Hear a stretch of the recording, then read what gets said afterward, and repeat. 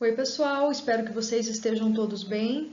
Na nossa aula de hoje de História, temos conteúdo novo. Vamos começar a estudar sobre os regimes totalitários, falando sobre a ascensão do fascismo. Nossa habilidade vai ser entender as particularidades da ascensão fascista na Itália e na Alemanha, percebendo seus diferentes desdobramentos. Nas nossas aulas anteriores, nós estudamos a Revolução Russa, estudamos o surgimento do comunismo, o que foi a ditadura, né, o regime totalitário do Stalin, o stalinismo. Estudamos depois a crise de 1929, a Grande Depressão de 1930. E é importante destacar que todos esses conteúdos anteriores que nós estávamos estudando estão interligados com a origem, com a ascensão do fascismo na Itália.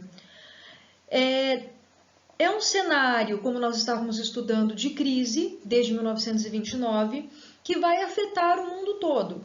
Como nós vimos, o único país que não foi diretamente afetado pela crise de 29 foi a Rússia, a União Soviética, que estava vivendo o comunismo e, por esse motivo, vários países vão ficar com receio que ocorra também uma revolução comunista em seus países ou que tenha aspectos, né, relacionados com o que aconteceu na Rússia. Nesse cenário, então, o Estado de Direito ele vai passar a ser muito criticado e a população europeia, de modo geral, eles vão querer e dar voz a movimentos políticos que vão surgir no período, que vão propor o fim do Estado de Direito, prometendo que com um governo mais rígido, as soluções seriam mais facilmente encontradas. No caso, é a busca de uma saída da crise que eles estavam vivendo. Nesse contexto de crise, vai ganhar força os regimes totalitários. E o primeiro regime totalitário que nós vamos ter origem na Europa vai ser justamente o fascismo, que vai surgir na Itália. Esse conteúdo está a partir da página 70 do livro didático de vocês podem acompanhar também pelo livro. Os antecedentes, antes de tudo, antes de compreender o que era o fascismo, é muito importante a gente sempre falar dos antecedentes. Como eu disse, nós estávamos falando anteriormente de um período de crise, ocasionado pela crise de 1929, e também após a Primeira Guerra Mundial. A Itália, assim como outros países da Europa, enfrentavam crises, como eu disse, de modo geral. A industrialização da Itália também não tinha projeção na Europa na época, o que impediu o país de se lançar aí como uma potência econômica mundial na época. Desse modo, a Itália também não havia conquistado muitas colônias. No final das batalhas da guerra, a Conferência de Paris não concedeu à Itália os territórios que ela desejava. É nesse contexto de crise que nós vamos ter a origem e o surgimento do Partido Nacional Fascista, pessoal, que vai vir como uma resposta, uma promessa de um governo totalitário ou autoritário que vai resolver a crise que a Itália estava enfrentando.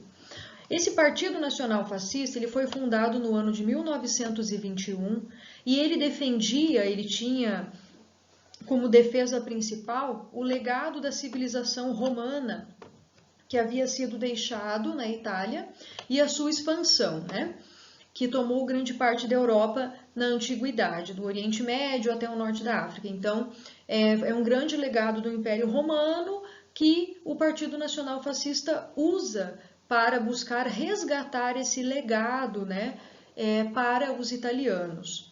Eles também vão utilizar vários monumentos e sítios desse período arqueológicos, documentos históricos, o partido vai utilizar para buscar enaltecer a nação, enaltecer a Itália, buscando até restaurar alguns desses monumentos, documentos antigos. É importante destacar, então, que nós temos aqui um nacionalismo muito forte, né, que é um costume muito comum de qualquer regime totalitário, a exaltação máxima e extrema à nação, né, que vai levar depois a um regime completamente totalitário que vai colocar a nação acima de todos. É um sentimento de superioridade que surge decorrente desse nacionalismo do totalitarismo.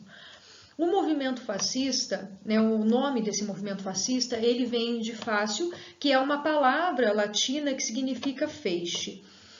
Aqui eu coloquei para vocês o símbolo, né, do Partido Nacional Fascista, que era, na verdade, o feixe utilizado como um símbolo do poder dos juízes romanos, muito presente no emblema desse partido. Nós temos então um feixe de varas amarradas, como vocês podem observar aqui, por cordas, e essa parte do símbolo representa o povo unido. O machado simboliza o poder do Estado sobre o povo, né? Então, o povo tem que estar unido sob o controle e o poder do Estado. Essa é o significado desse símbolo do Partido Nacional Fascista.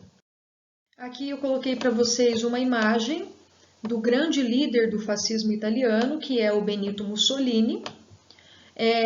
Ele foi o maior líder e ele construiu para si, enquanto liderou esse processo na Itália, uma imagem muito cativante e carismática para a população, mas ao mesmo tempo severa e controlador, totalitário, né?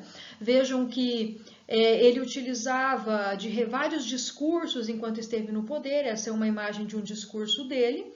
E ele discursava para grandes multidões para buscar fortalecer a sua imagem. A imagem de um líder salvador e necessário num período de crise que deve ser enaltecida pelo povo. Muito comum também de regimes totalitários se utilizarem disso, como nós vimos anteriormente quando estudamos o stalinismo lá na Rússia.